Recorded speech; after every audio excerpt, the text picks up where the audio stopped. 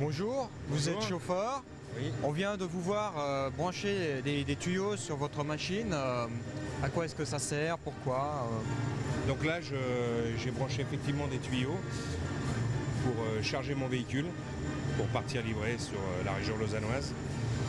Donc là, j'ai chargé mes trois compartiments. Je vais charger actuellement mes 3 compartiments.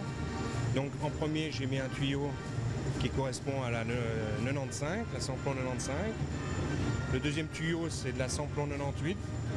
Mon troisième tuyau, c'est à nouveau de la 95. Le quatrième tuyau, c'est la reprise des gaz. Et vous avez le système de sécurité, ce qu'on appelle la SCOULI, c'est anti-débordement. Voilà. Donc là, en fait, vous êtes en train de remplir votre camion. Voilà, tout à fait. Je vais commencer. Maintenant, j'ai fait la procédure de branchement. Maintenant, je vais commencer à programmer mon appareil. On va vous regarder faire alors.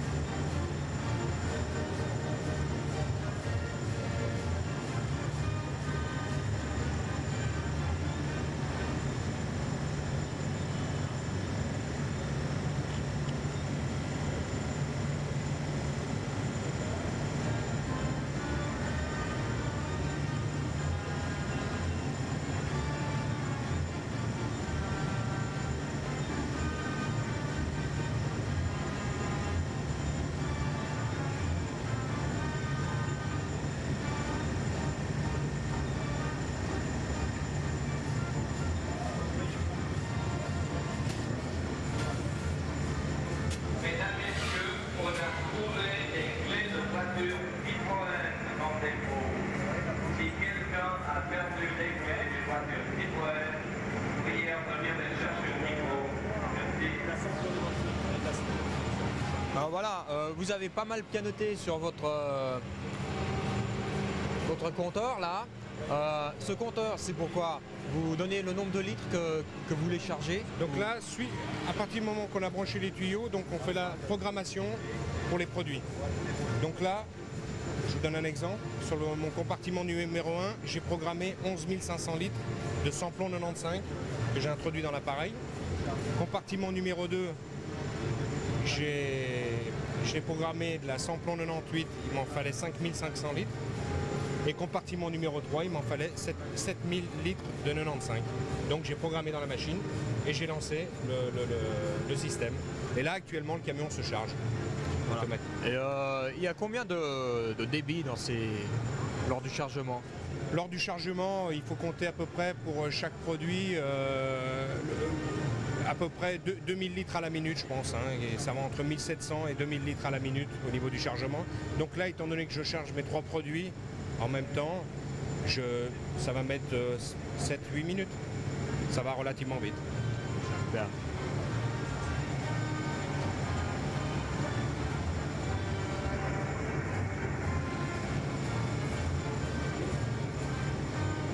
Vous répondiez à une question. Chaque fois qu'on voit des camions citernes comme ça, ils ont la petite plaquette orange. Est-ce qu'elle a une signification particulière? Oui, tout à fait. Donc la plaquette orange, ça indique que c'est le numéro d'identification du danger, les numéros que vous voyez actuellement. C'est les numéros d'identification. Donc en cas d'accident, en cas de problème sur la route, la police, en voyant ces numéros, connaissent le produit qui est à l'intérieur. Ils savent que c'est de la benzine. 33 203, c'est des carburants inflammables. Donc cela, c'est de la benzine.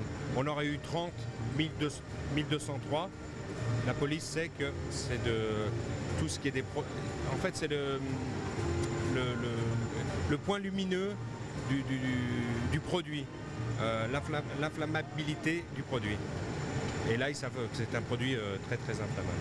Donc en fonction du produit qu'on transporte, voilà, on change l'étiquette de telle sorte qu'en cas d'accident, on sache de quelle façon intervenir. Tout à fait, c'est exactement ça.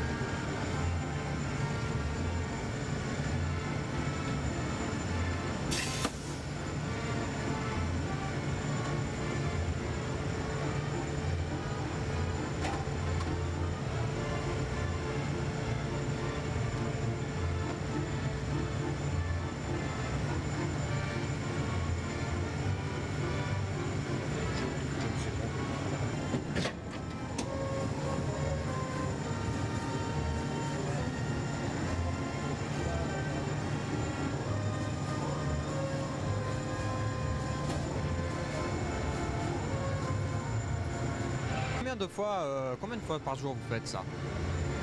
Moi, ça dépend des jours, mais entre 5 et 6 fois par jour, des fois 7, ça dépend toute la capacité du travail.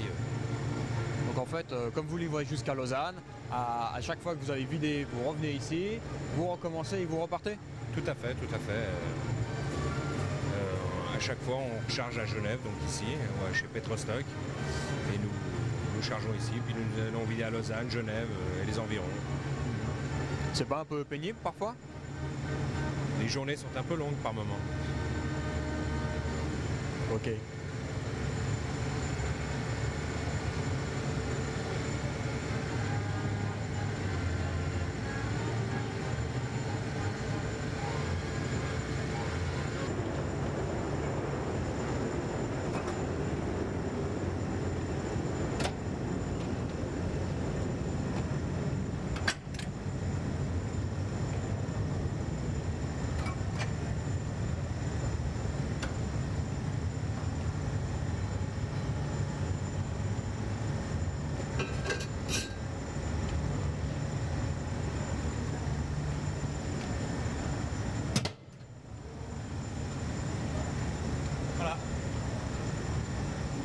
Voilà, alors vous allez reprendre la route maintenant. Vous Voilà. allez dans quelle direction? Direction Lausanne maintenant.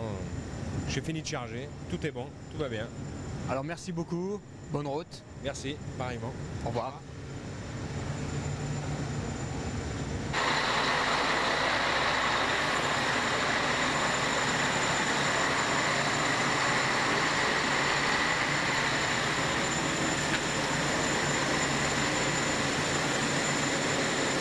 Nous sommes dans le centre de contrôle incendie. À mes côtés, Monsieur Mayenhofer qui va nous expliquer à quoi sert ce centre. Monsieur Mayenhofer, bonjour. Bonjour. Nous avons ici le panneau de contrôle détection incendie. Effectivement, dans ce local, c'est le cœur et la tête de notre défense incendie qui a été conçu par la maison Brugger de Berne. Je vous explique en 2 mots comment ça fonctionne. C'est un système qui est très sophistiqué car il est tout automatisé et c'est ce qui permet d'intervenir dans les 30 premières secondes d'un début d'incendie. Vous voyez sur le panneau des points rouges et des points jaunes. En ce moment, ce panneau est mis sous forme test pour qu'on puisse faire les tests nécessaires sans déclencher une distribution d'eau ou de mousse. Je vais vous faire une petite démonstration.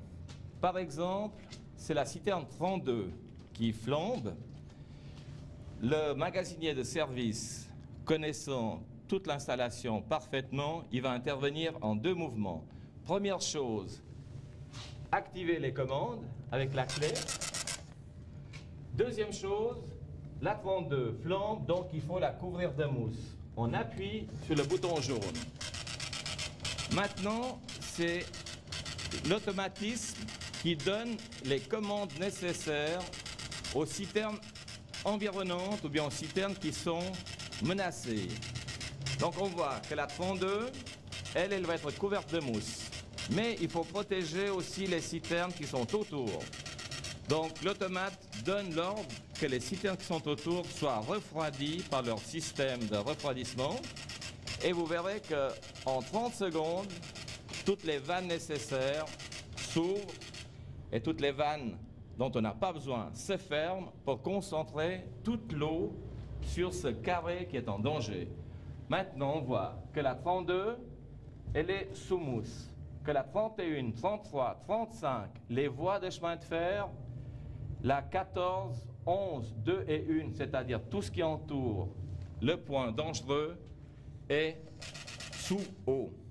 Et normalement, avec ce système, on devrait pouvoir intervenir très vite. Et c'est ça l'important dans un incendie, c'est les 5 premières minutes. Voilà. Est-ce que dans un cas où il y a une citerne qui flambe, ça dégage de la fumée? Est-ce qu'il y a un moyen de contrôler la fumée ou d'avoir un indice de toxicité ou... Justement, c'est pour ça que à Genève, toutes les citernes sont équipées d'injection mousse dans les citernes. S'il y a quelque chose qui flambe, bien sûr que ça dégage la fumée.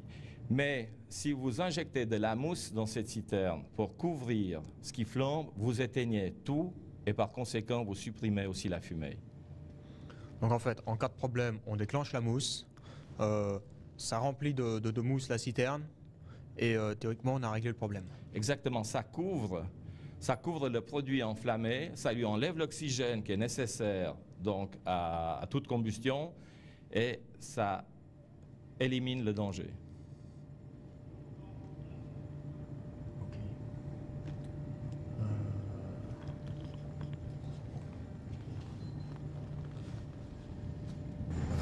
Alors, comme je vous ai expliqué tout à l'heure, chaque citerne est pourvue de 2 conduites. Une pour la mousse, il y a une petite étiquette jaune qui signifie mousse, et une pour l'eau, une petite étiquette rouge qui signifie eau.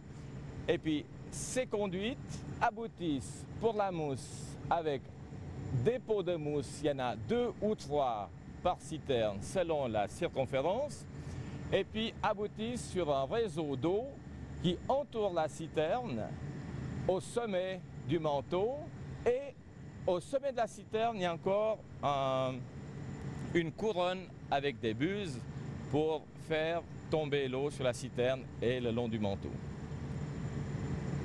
Est-ce que à l'intérieur, afin de répartir la mousse uniformément, est-ce qu'il y a une turbinette ou quelque chose qui permet de... C'est un système assez simple. Le pot à mousse arrive dans la citerne par un coude.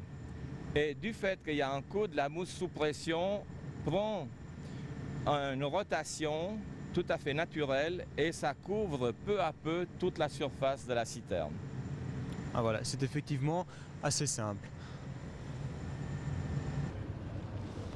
Nous sommes ici dans le bâtiment administratif. Alors Monsieur Meyerhofer, qu'est-ce qu'on y fait dans ce bâtiment? Écoutez, dans ce bâtiment, c'est le cœur de notre poste de contrôle et de commande.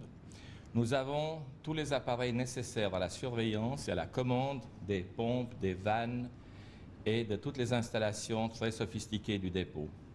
J'aimerais vous présenter les commandes qui nous permettent de recevoir le produit du terminal du pipeline SAPRO. On a de la chance parce qu'on est justement en réception. Alors c'est une réception de samplon 95. On voit ici le magasinier du matin, il a dû tourner la clé pour annoncer le dépôt prêt, s'allumer cette lampe. Au moment où le produit arrive chez SAPRO et est destiné à notre dépôt, il ouvre la vanne d'entrée de notre dépôt. On voit ici, vanne ouverte. Et puis nous, on a en même temps notre vanne de sécurité du bassin 1 qui est ouverte. Et puis, le constat SAPRO étant allumé, on sait qu'on est en pompage et en liaison permanente. D'autre part, je sais que la réception a lieu dans la citerne numéro 10. Vous voyez un voyant vert avec une flèche entrante qui nous dit on reçoit du produit dans cette citerne-là. Et le magasinier de service peut encore regarder sur le moniteur et peut voir la citerne, non seulement la citerne, mais la vanne d'entrée du dépôt, qui est la V1, la vanne du bassin, qui est la V11, et puis la citerne 10 qui se remplit. Vous voyez ici le niveau qui change à peu près toutes les 30 secondes. Et le niveau vert de la citerne qui indique le produit qui monte. En plus, on a toujours une liaison entre l'opérateur SAPRO et notre magasinier qui se fait par radio ou par téléphone pour qu'en cas de pépin, on puisse stopper toute transmission de produits. Donc vous avez toute l'installation contrôlée par informatique, vous gérez tout avec votre terminal, les débits, les entrées, les sorties de carburant. Effectivement, tout est très bien contrôlé, mais n'oubliez pas qu'au bout de la chaîne, c'est quand même l'homme, heureusement, et puis nous ne reculons devant aucun sacrifice pour instruire nos gens d'une telle manière qu'ils puissent dominer non seulement ces automatismes, mais aussi toute la procédure qui doit être nécessaire dans un dépôt pétrolier. Donc les personnes qui travaillent ici ont reçu une formation en conséquence. Vous les formez, je suppose qu'il y a des stages de perfectionnement ou de renouvellement de connaissances?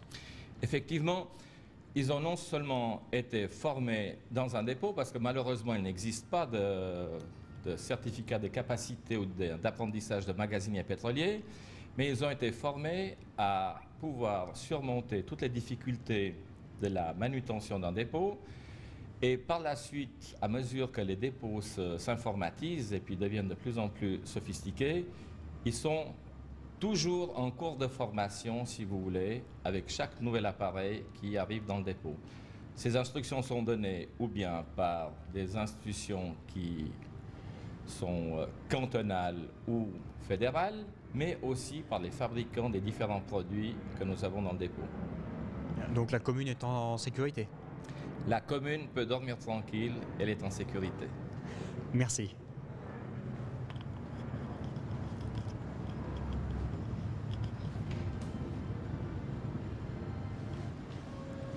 Alors à mes côtés, Monsieur Shore, président du site. Monsieur Shore, bonjour. Oui, bonjour monsieur. Une petite question. Une journée porte ouverte dans un site comme celui-ci, c'est très bien, mais pourquoi? Quelles sont les motivations? Ben voilà, je vous remercie de me donner la parole. Donc, la journée de ces portes ouvertes, c'est un peu pour montrer au public ce que nous avons réalisé ces dernières années. La maison, la société Petrostock, c'est donc la société qui exploite 2 dépôts. Je vous rappelle, c'est un joint venture, donc un regroupement des intérêts d'exploitation de plusieurs sociétés pétrolières. Et nous avons décidé de centraliser les investissements, puisque je vous rappelle, l'enveloppe se situe à environ 40 millions de francs qu'on a investis ces dernières années et dont la très grande majorité se concentre sur les investissements pour la sécurité, donc anti-incendie, etc., et aussi pour les mesures anti-pollution. Et pour une moindre mesure, évidemment, aussi à l'automatisation, au confort et pour augmenter l'efficacité du dépôt. Et voilà, nous approchons maintenant la fin des travaux et nous avons pensé utile de donner l'occasion à la population de Vernier et des environs pour s'orienter, pour s'instruire un peu ce que nous faisons. Et puis voilà, c'est pour ça que nous avons fait ces jours de portes ouvertes. Et je voudrais dire qu'en même temps, hier, c'était aussi la journée pour nos partenaires. Ça nous a permis un peu aussi de faire connaissance et de s'informer un peu en dehors du domaine de travail de tous les jours pour voir un peu comment les différents investissements fonctionnent.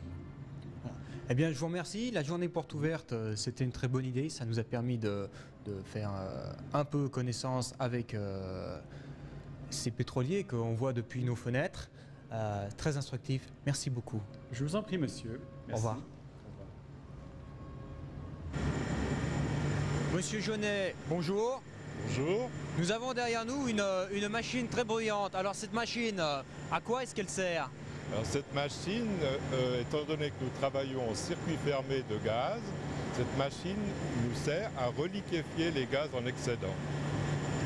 C'est-à-dire que vous avez 2 colonnes qui sont basées sur 2 colonnes qui sont chargées de charbon actif. Le charbon actif se sature et lorsqu'une colonne est saturée, nous réaspirons les gaz qui sont enfermés dans le charbon actif pour les reliquéfier.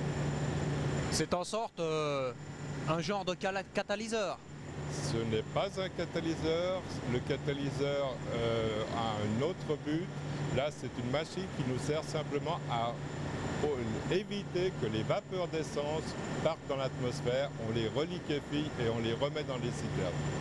Donc pendant les transvasements du camion à la citerne, de l'installation que nous avons vue tout à l'heure, il n'y a absolument aucun gaz qui s'échappe. Il n'y a aucun gaz qui s'échappe. Le camion nous ramène les gaz de la station-service. Nous lui fournissons du liquide Et c'est un échange simplement de bons procédés, c'est-à-dire liquide contre vapeur. Maintenant, lorsqu'actuellement nous recevons de la marchandise depuis Marseille par le pipeline, on a un excédent de gaz puisqu'on ne peut pas retourner les vapeurs en direction de Marseille. C'est pour ça qu'on les traite dans cette machine. Alors cette machine produit de l'essence, mais elle consomme pas mal de courant électrique. Donc, dès lors, il ne faut pas croire que c'est du bénéfice net pour les pétroliers. Voilà, donc pour résumer, tout se fait en circuit fermé et tout est recyclé. Absolument. Voilà. Monsieur Génine, merci. Bonne journée. Merci. À vous aussi. Merci.